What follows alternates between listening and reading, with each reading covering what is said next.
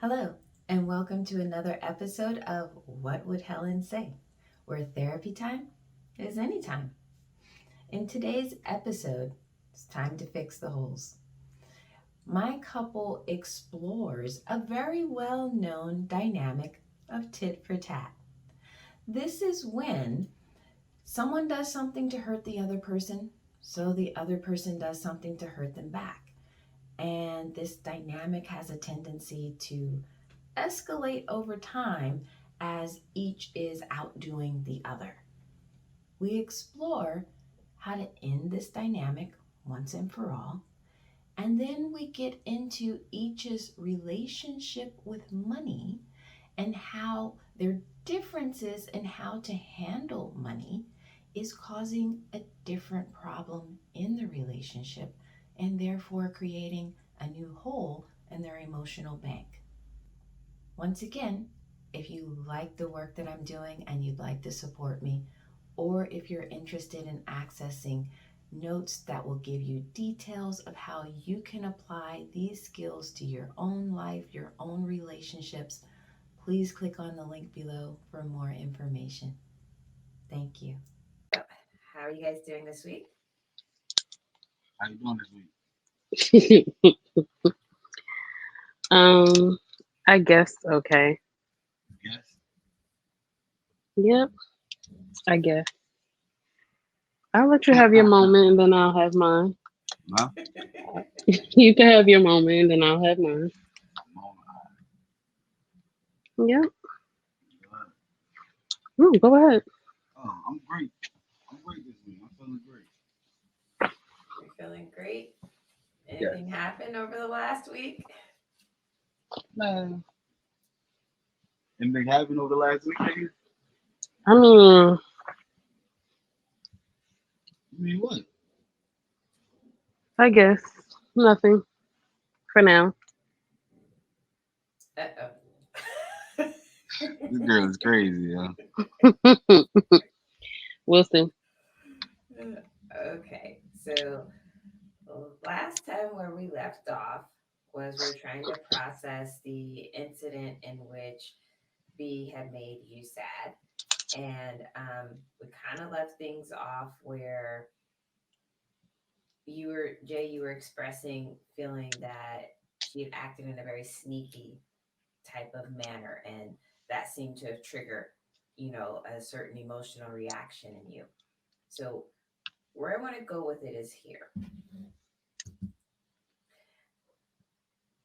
I want you to focus on the fact that at that particular time, she expressed she was behaving in ways that she thought would get you to feel the way she was feeling about your behavior.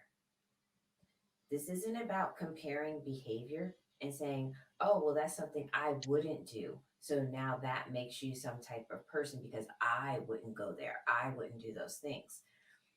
This is about staying focused on the fact that however her behavior made you feel, that's her way of saying, and that's how she felt. Does that make sense? Yes, it makes sense. Okay. Again, I'm not about excusing bad behavior. Oh, yeah, no. I'm not about saying, something wrong is okay. I'm not saying that at all.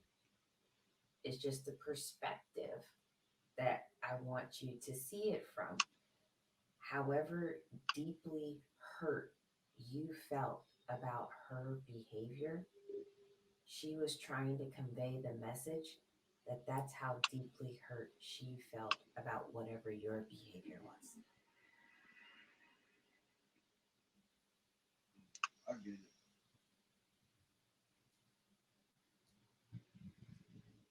Okay. Mm. No, you do. What? Say what you got to say. You look like you had some other thoughts there. Yeah, it's like I get totally what you're saying. Like I get it. It just it was too sneaky for me to be like to be like, oh, she did this so that I can find out, so that I can feel it.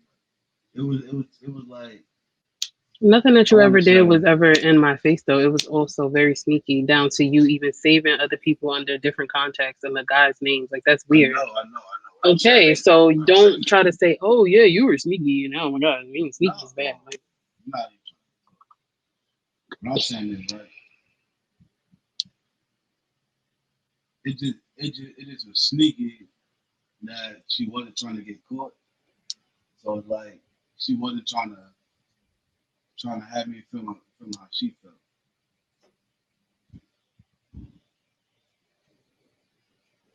okay, Okay, so if I'm following you correctly, your interpretation is that at that particular time, she was being sneaky so that she wouldn't get caught, and it didn't have anything to do with you feeling the same way she felt.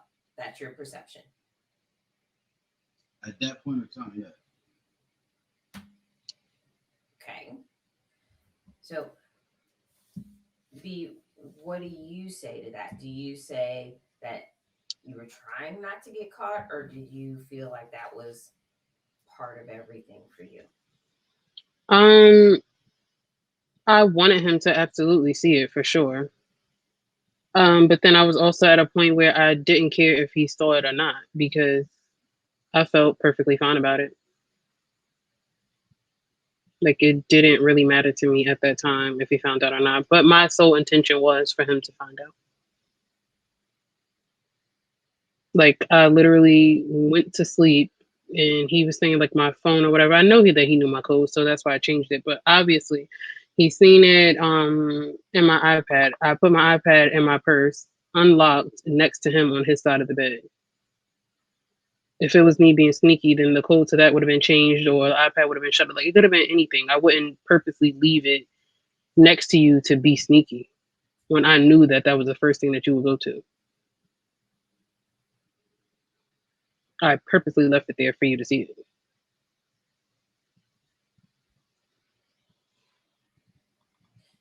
So, where are you at, Jay, kind of hearing more of this?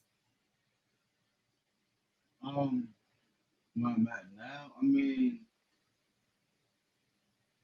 we had this talk already about it prior. So like I heard her say all this stuff. So I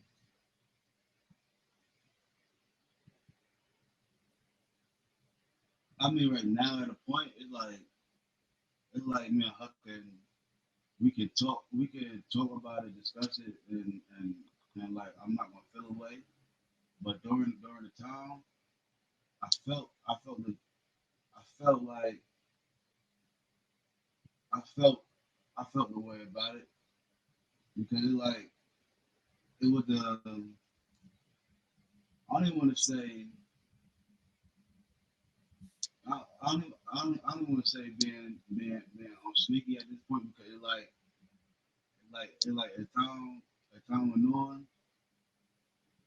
it was like a did not thing. She never came out and told me, oh yeah, well I did such and such or whatever. I had to actually go and find proof, and then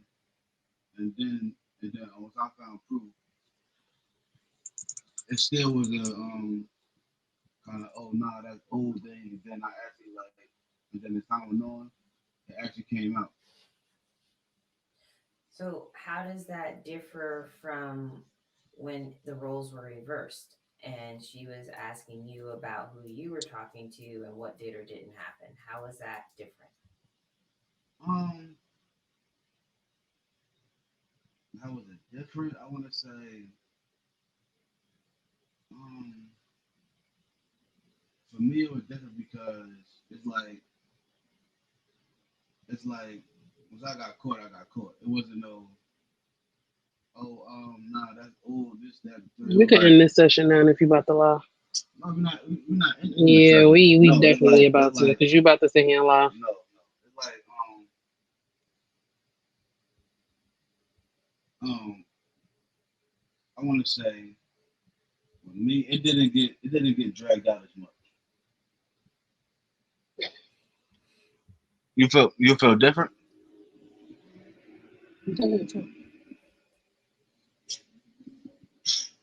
So, what exactly do you mean by that? You feel like it didn't get dragged out as much. So, when she said, "Hey, is this happening?" You just came out and said, "Yeah, this is what I'm doing." No, Like, no, no, no, no, no, no, no. Initially, I tried to lie first, cover it up, but then it was like the lies didn't make no sense. So it was like it was over. I was caught already. okay. But, So but now I I'm mean like that, confused. what I mean by that is like it's like it didn't get dragged out as much as like over time, like weeks and months of the same thing, and oh nah, I didn't do this, but it didn't get dragged out as much as long. So there's still this idea that despite engaging in the same type of behaviors, because one person did it more than the other, then that person somehow more wrong. Um, Yeah. nah, I think the only reason why I think why at that point I thought she was more wrong because she took it a different level. It's like it's like I just think the whole intercourse part made it a little more wrong at that time. But now it's like I understand everything. So it's like I can't. So it's like I get where she went. So how is your understanding now different than what it was before? Before I wasn't really thinking before. I wasn't really like, oh well, I did this, so that's why she did this, or or I never had sex with these people, but she had sex. So it was like it was more so anger than sad. It was a mixture of sad and anger, but it was more anger than like I'm actually sad. It was more I felt like betrayed.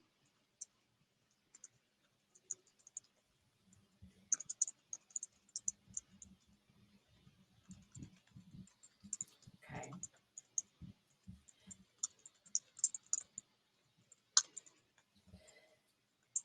I'm sorry, I'm just thinking which direction to kind of go in because I'm looking at the situation from the outside in, and both of you felt betrayed.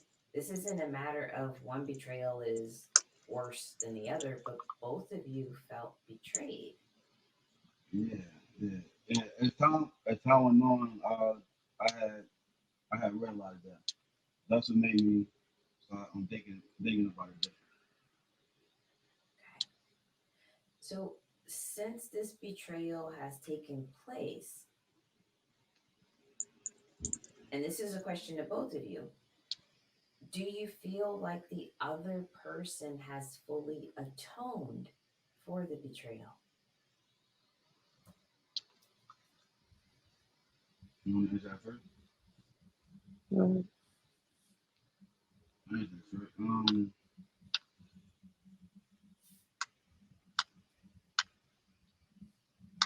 Oh man.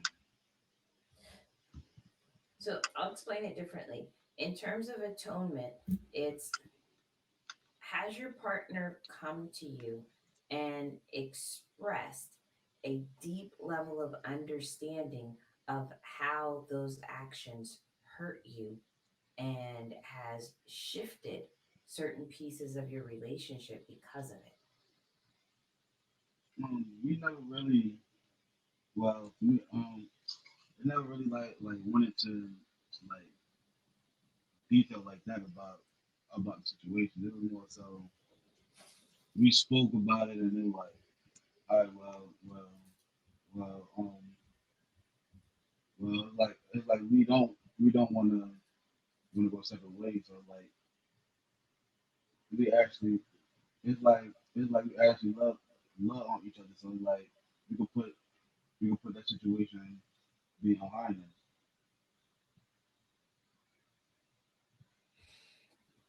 So you guys agreed to put it behind you, but not necessarily go through the process of each of you atoning to the other for the betrayal. Right. Yeah, Okay. I think that's something that needs to happen, Hmm. um, because I don't know. I don't have a cup of water today. So, all right, I'll just kind of use this. I think we talked about this some time ago, maybe in the beginning. If we look at this as like your emotional bank with someone, then each relationship that you have an emotional bank with that person. And you need to have so much positive in here to like the person, so much positive to love the person. And it needs to be filled all the way to the top to be in love with that person. So when things like betrayals and other hurts take place, it's like poking holes in this. yeah. And then what's going to happen if there's a hole right here? It's Everything's not. and Hmm. it'll never be higher than the lowest hole. That's the other thing. So no matter how much positive you keep putting into this, if you still have a hole way down here, which is damage in the relationship, every positive is going to keep seeping out, and you're going to stay at this level until you repair the hole. So I'm looking at this as it's a hole in the emotional bank that the two of you have with each other. And regardless of how long you stayed together after this and how you may have progressed in other areas, like there's the possibility for future arguments and future hurts and things like that to just reiterate this hole is still there. It's still not repaired. Thoughts and questions may continue to surface, even if you don't say anything. Like, it was that time. Hmm. Things like that tend to happen until you fully repaired that damage in the relationship.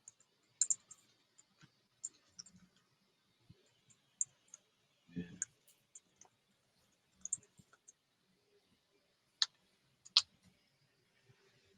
I mean, like now, like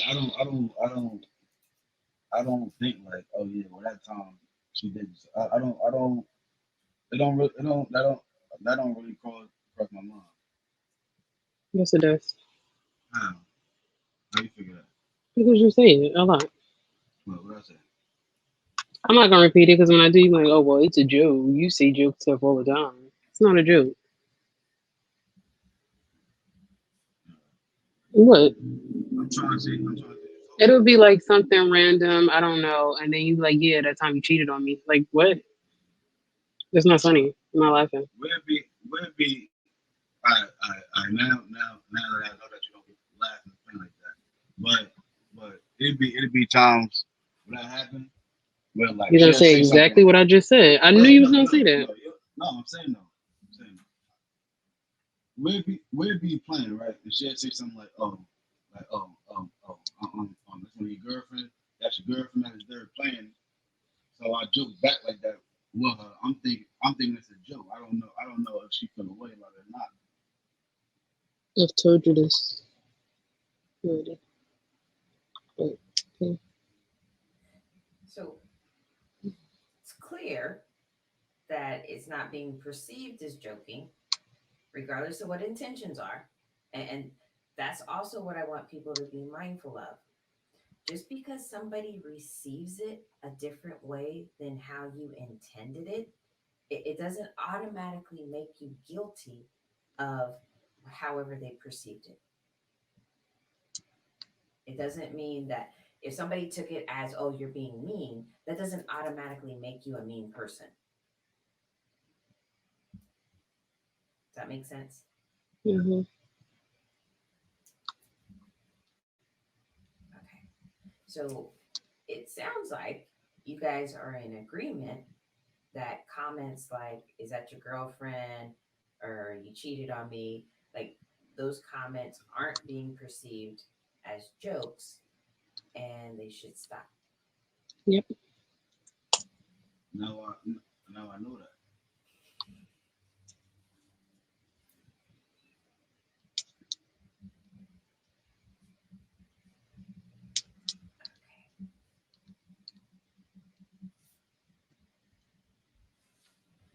Okay.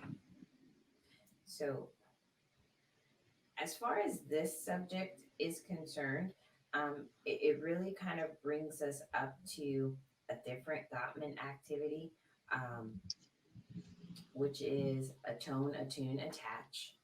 And it's a process that couples need to go through to help heal betrayals and to get back into a place where both parties, feel like they're on good standing ground and there isn't that question in the back of your head still of, is this going to happen again? Or you remember that time? Like you feel healthier and whole. Mm-hmm. So, we won't start that today. Okay. But I am making a note that this is something to come back to for it. Okay.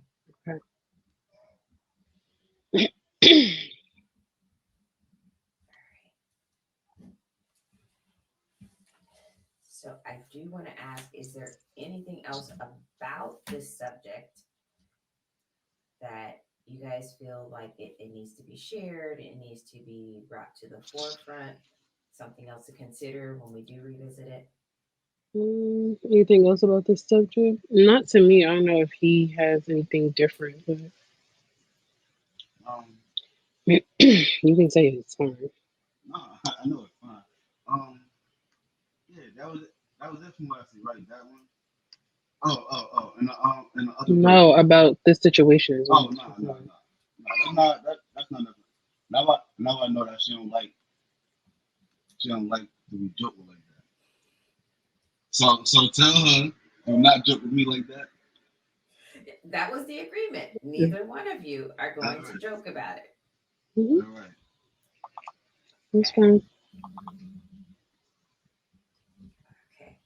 So, do you guys want to go back into the meta emotions interview with anger and continue that? Or do you want to talk about one of the other two subjects we still had left over, which is We can finances talk and about the question? other Yeah, subject. the other two.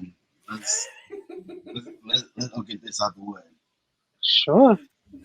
Okay, where are we going? Where we gonna miss? What was it? The finances, right? Uh huh. We can discuss that for sure. So, then what is your perception of this topic? What's going on? My perception is that he's very irresponsible. I tell him this all the time. And he has a problem of like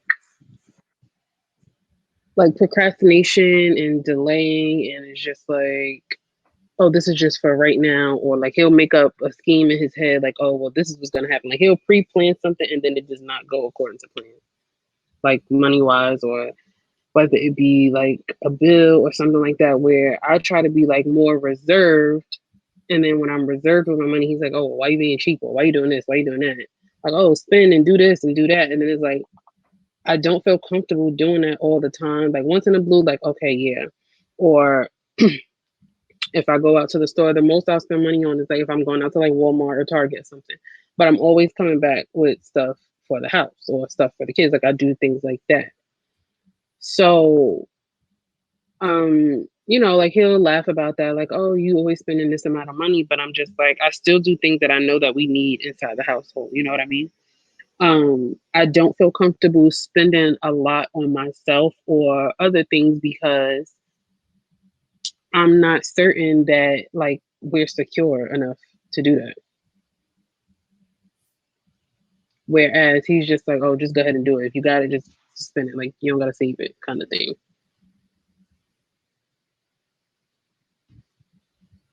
And that falls into what my very first issue was, as far as him feeling like he's like the dad and he has to like sprinkle everybody with money like all across the line. So then when you have nothing left, then what? Like prices of everything are constantly going up. You have two kids now. We're planning a lot. We're trying to do a lot. Bills are higher than what they were when we first met each other. So it's a lot going on at once. So I feel like the strings need to be pulled a little bit tighter.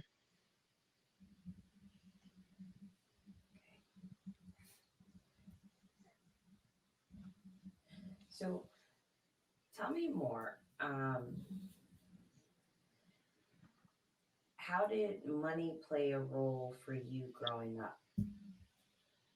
Um, so I had like different dynamics, I want to say. With my mom, I felt like there wasn't a lot of money. But then I had a godmom who was like the complete opposite, where it's like splurge all day. And then my grandmother and grandfather, there were times where I would stay with them. And then once I believe I was probably like 13, I want to say, my mom kicked me out and I had to go and live with them. So money was not an issue, but my grandfather was more so. He's like the provider, like everybody knows that. He pays all the bills. My grandmother does not. She's not responsible for any bill that she doesn't want to pay. Like he takes care of everything. The food is, properly stocked with food. Like the fridge, it was always like we always have food. Like everything is fine. So it's like that's kind of what I look forward to. Not to say that I'm gonna be, like my grandma, I'm like not spending any money or anything like that because I'm realistic. But it's like you wouldn't see my grandfather going to spend ridiculous amounts of money on things just because he knew that he had the money to do so. He's very reserved and very tight with his money. People ask him for things, it's rare that he would give it, or he'll try to minimize it because he's still thinking about his own family, and that's what he will always say, like, I have to protect my own household, I have to do what I have to do for my own house, or like for my kids, he always comes his kids. So he's like, if it's not about y'all, I don't have anything like else to give. Like my reach is not that far to worry about what somebody else needs or what they're doing. And people, my grandma is more like a flashy type. She likes to get dressed in nice things and stuff like that. My grandfather, he picks and chooses when he does those things for himself. But people still know that they can come to him for things because he has, the money to give. He just doesn't give because he knows in his mind he's saving for something. He's saving up for his retirement. He likes to be that provider. So I feel like with him in his mind, he wants to be the provider, and I know that he can because he does provide, but I feel that he has it misconstrued where he thinks that he has to provide for everybody and not securing what's in the household first. Because it's like we've had times where it was like really, really bad, and I'm just like, you start to think like, well, damn, if I didn't spend this or didn't do that, and it's just like, I'm looking at him like, where is it? Like, what's going on? And then I can hear it constantly, like, oh, I need this, and I want this, and I want that, and I'm just like, how can you see what's going wrong in this house and still have the mindset to say, like, you know what? I'm just gonna give, give, give. That is where I have a problem, and that's always been one of my biggest issues with him. I speak about it a lot, and I feel like it's gotten a little bit better, but it hasn't changed much.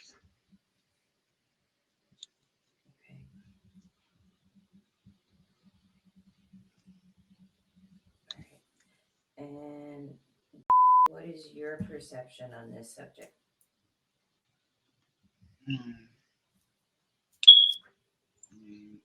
Everything she said just now was accurate. Um, let me see.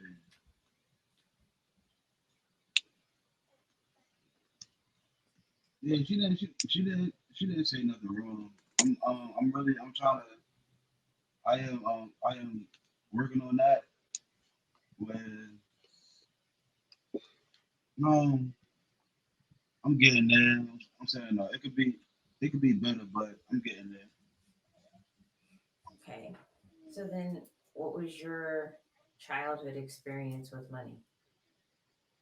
Um, whatever my mother had, my godfather had for me, or my grandmother had for me. So like I was Somebody one of always them. had it. Yeah.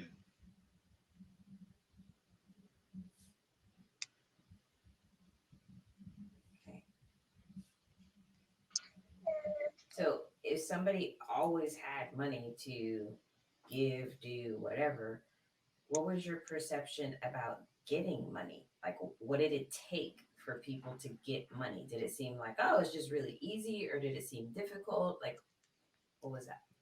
Well, growing up, you really don't know. All you know is that they go to work, they get the money, and that's all we really know. You don't really see as much. But growing up, you see like you can you can see that sometimes they had no business giving you the money, but because they had it, they was giving it to you. So like you really don't know. Like on the older you get, the more you see in life.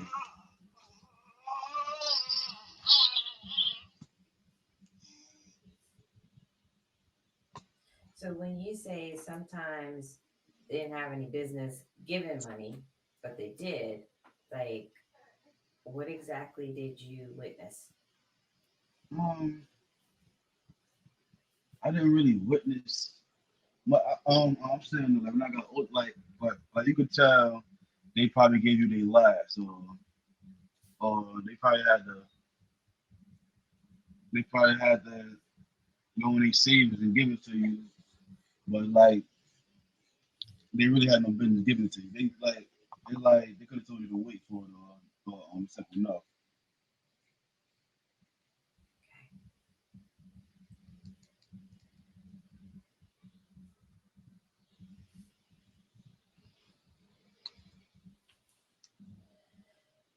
So how did you feel seeing them give their last?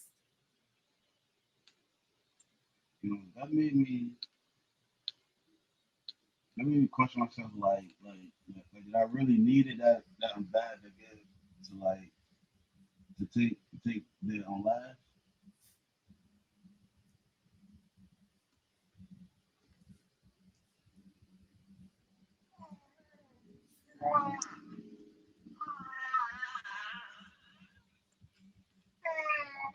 Did you ever give it back? I mean, if you had those moments of feeling like, ooh, like, is that serious?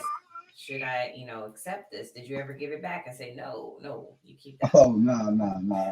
It was done already. It like that was growing up. Now I'm old. It's like I'm not about to give my mother something back from like 20 years ago. Nah, it's over with Let's see. that. No, not asking for you to give it now, but I mean, like, in that moment where you're like, oh, wow, you gave me your last. Like, no, here, take it back. Nah. I never really like knew back then. I, it Okay. was it was like the older I got, the more I'm like, oh maybe that was her last you gave me.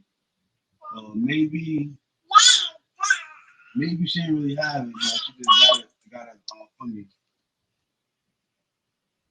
Got you. So it's something you realized years later. Yeah. Okay. Okay. So my question is, do you guys hear how you've each become your main examples in your childhood? Hmm. Yeah. Okay. So, one, people always do, they always engage in the behavior that they're exposed to. Like, that's just automatic. It doesn't matter if that behavior is good, it's bad, if it's really helpful. Like, Hmm. it doesn't matter. We do what we see. Um, even when people know in their head, like, oh, maybe this isn't the best thing to do, but until you've been shown something better to do, something different to do, we're kind of destined to repeat what we know. Um, the question now becomes, do you feel like that's the best way for you to be? Yeah.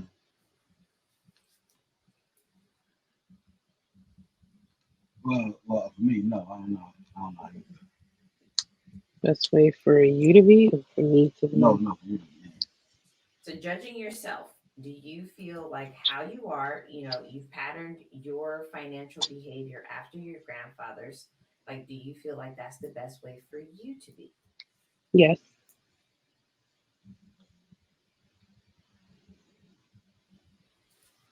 Do you think there's any room in there for you to have a little bit more leeway with yourself? Um, I think so. Yeah. I know for a fact. I've always said like I have a habit of comparing a lot of people to my grandfather.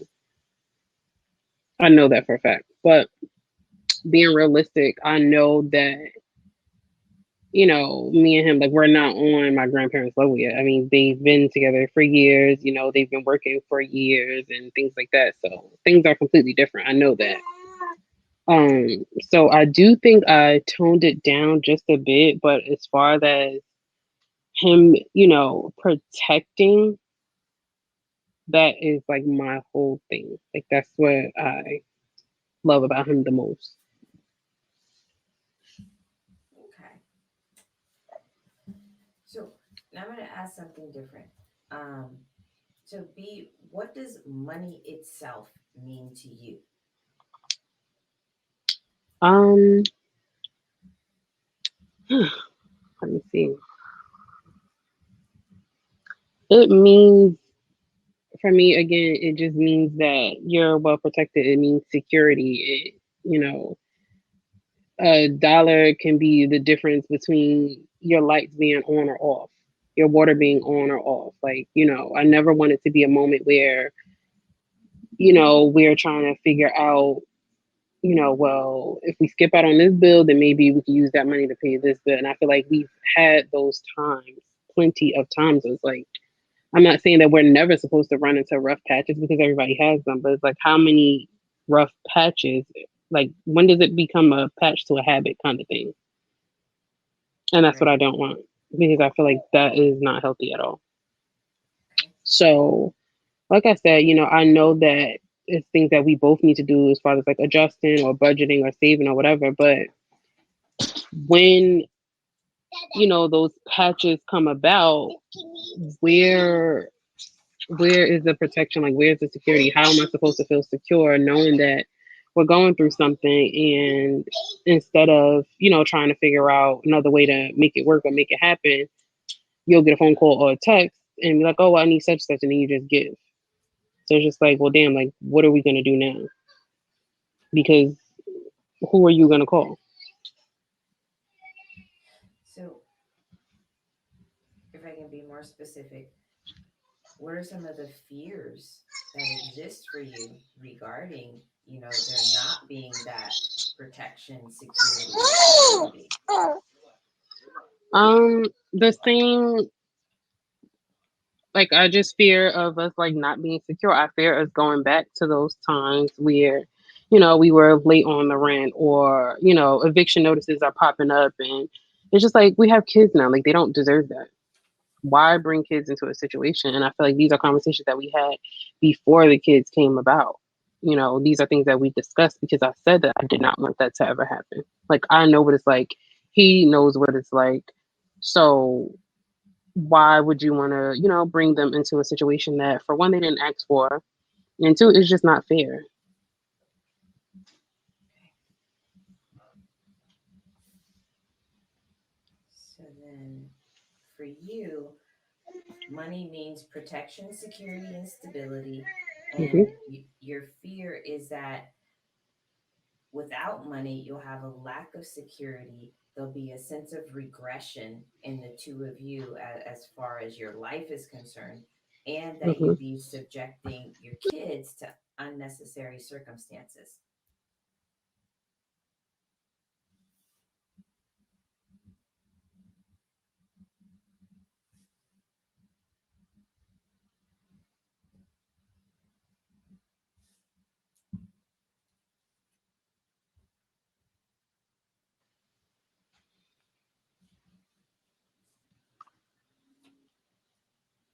So, did I get that correct? Hmm. Okay. So, for you, Jay, what does money mean to you? Um, just about everything she said, but it all boils down to it. Like, um, money is just on top of everything she said. I want to say it's just a piece of paper that's gonna always come if you working hard or if you what you're doing. It's just a piece of paper that can't be replaced. Sometimes they all like money could be happiness too. It's just a lot. It's like you got let me see. How can I really put this? Um, yeah, on top of everything you said, it's just something that can be replaced. It's something that can be printed over as long as you working. Okay. So,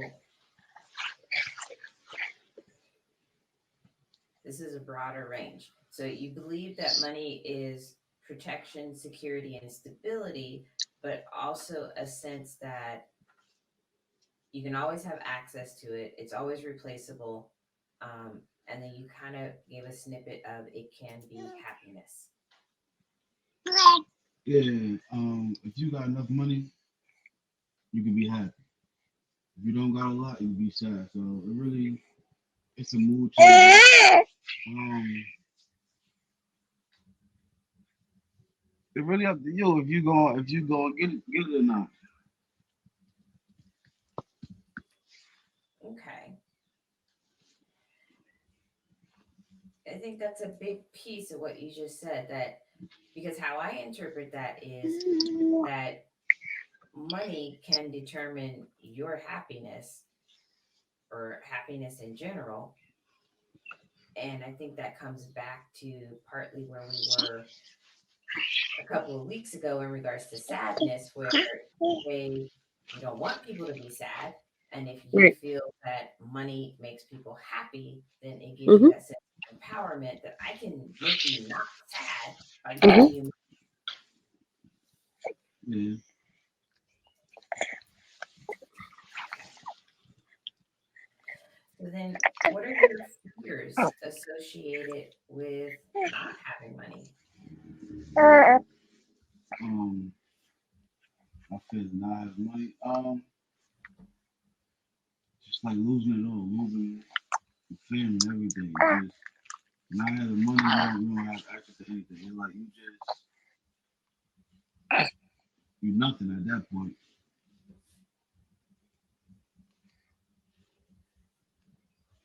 So then, money also has the power to define you if you don't have it.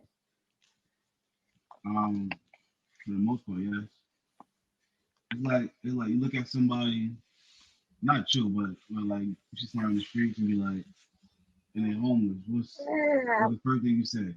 Oh, they're a bum, or they begging for money, or something not right with them.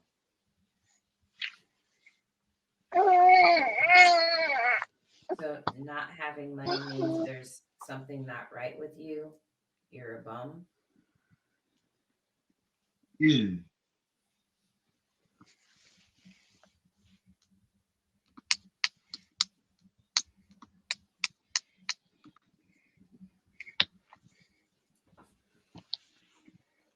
So, are these ways that you feel about yourself if you don't have money?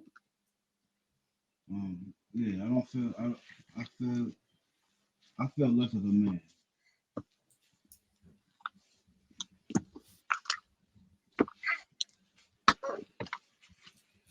Okay. So I kind of want to get a little bit more specific with that last piece that you feel less of a man. Do you feel less of a man if you don't have the money to give to other people who are looking to you for that money? Do you feel less of a man because you don't have it for your specific family? Mm,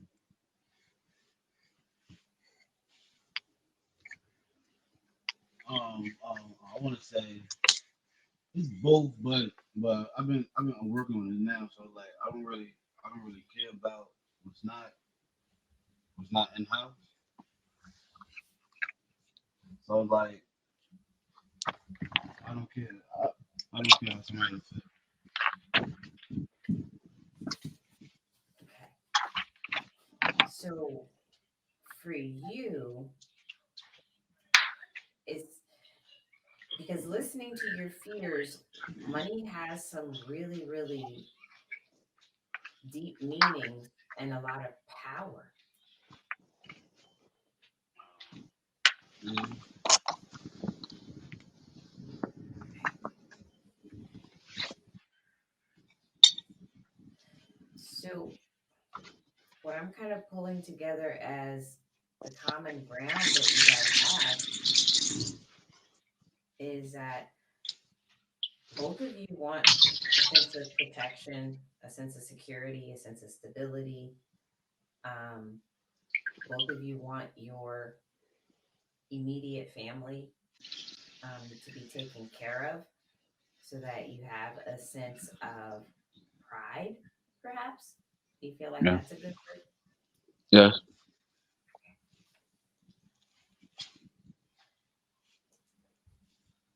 Okay. So since you guys have, these common goals, you both want that protection, security, stability, um, being able to see yourself positively. Um, Mm. what do you guys think can be a plan? Like, how can you guys work together to ensure that you progress with the money in the right direction so that you maintain the things that both of you want? Um, give give give all the money to her.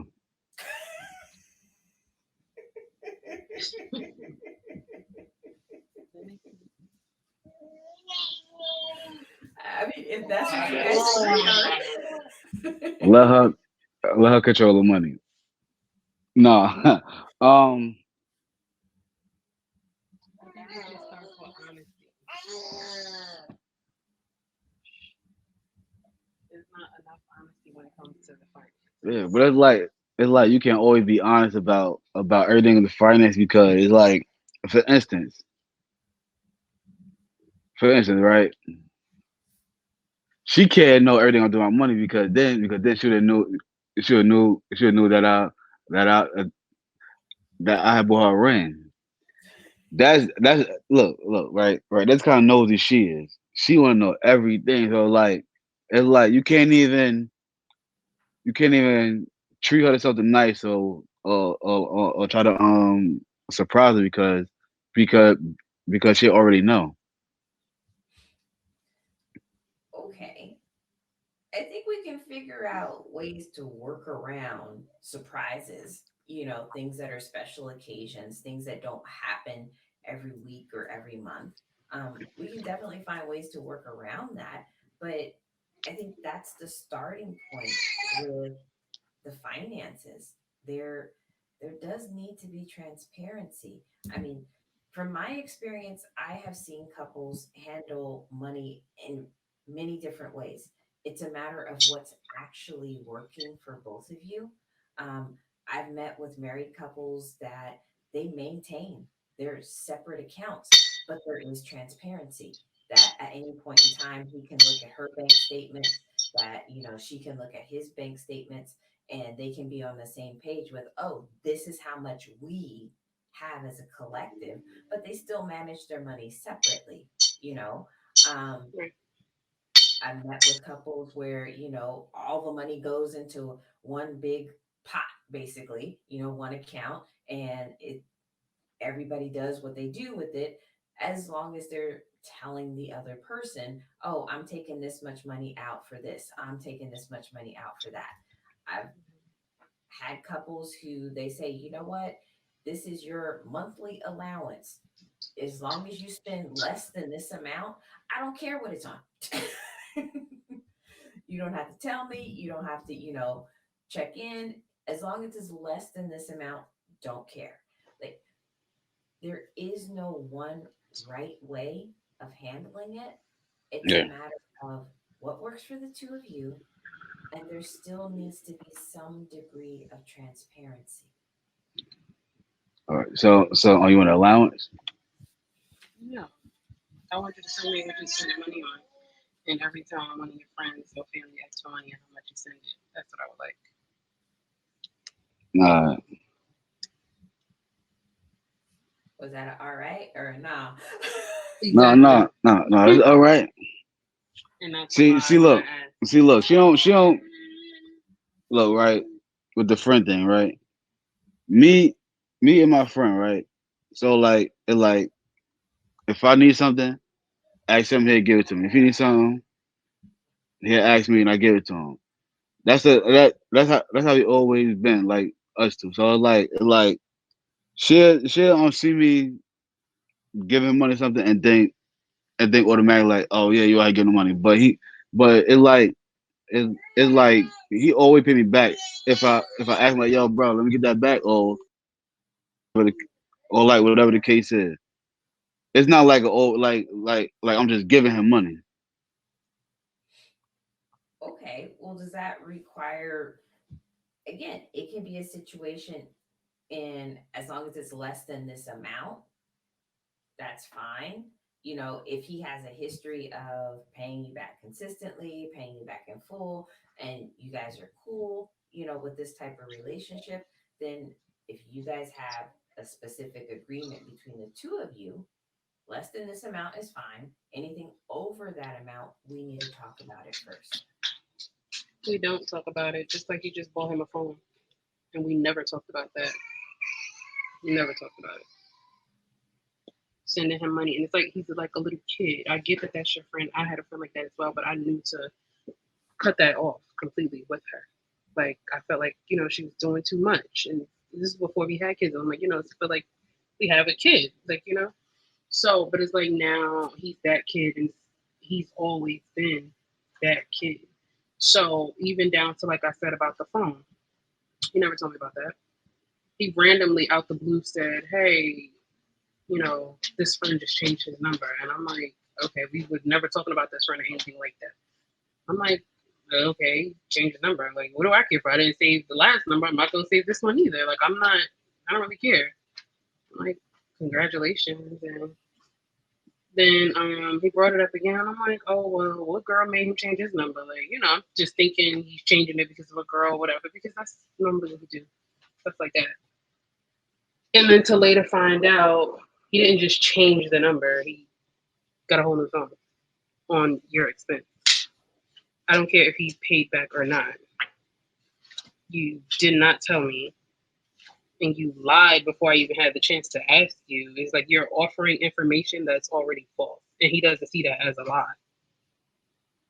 So it's like, why is it that every time this friend needs, you just automatically jump? And even if he was to say like, oh well, I'm gonna lend him $100 and he's gonna give it back, he's the type of person where he's gonna be like, oh well, that's yours, you can keep it, you don't gotta worry about it. Yes, you do need to worry about it. He does need to worry. He does need to give it back. But he feels like it's his ego. I really think it is his ego where I'm taking care of everybody, so I'm gonna continue to take care of everybody.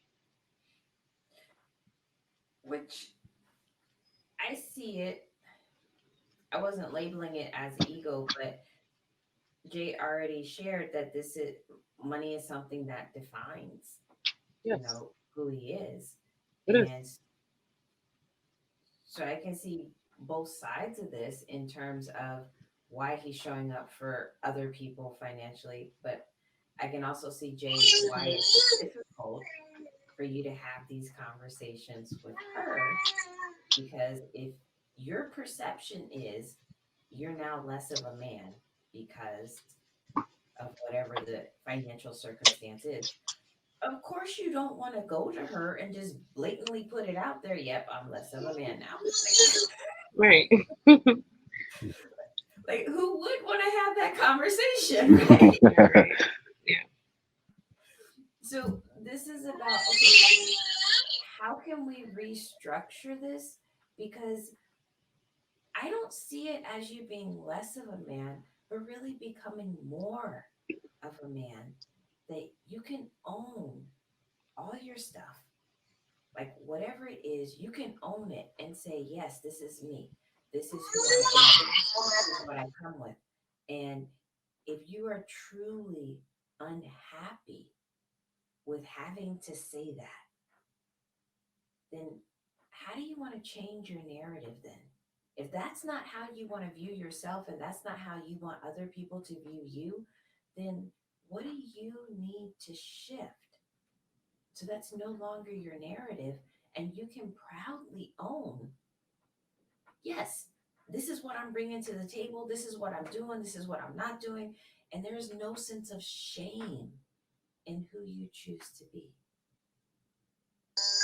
Yeah. Um. So yeah, everything going to her. Whatever I get, everything going to her. So I want to encourage you guys, talk about this a little bit more and try to come up with some ideas. I'm not saying that you have to settle on an idea, but each of you come up with at least two options of how you can work this out, and you guys figure it out as to, okay, what feels better, what feels worse, and then at least next time I can check in, see if you guys have a plan that you can work on implementing, or if we got to brainstorm a little bit more. Okay. All right. That's fine. All right. Right. Well, All I'm right. How just much you want this week? Okay. How much you want? I sell you. We'll Matter of see fact, you next I can't, week. I can't even sell you Thank because the you. people watching, you're the welcome. Okay. IRS See watching the Zelle you. transaction. Bye. They Thanks for having tuned in to another episode of What Would Helen Say, where therapy time is anytime. Please come back next time as my couple continues to explore the meta emotion anger. We also touch on their finances and see what resolutions they've come up with. And finally, we start to work on atone, attune, attach to repair the feelings of betrayal and the loss of trust in their relationship. Once again, if you like the work that I'm doing and you would like to support me, or if you're interested in accessing detailed notes about these techniques and how to apply them to your own life, please click on the link below for more information. Thank you.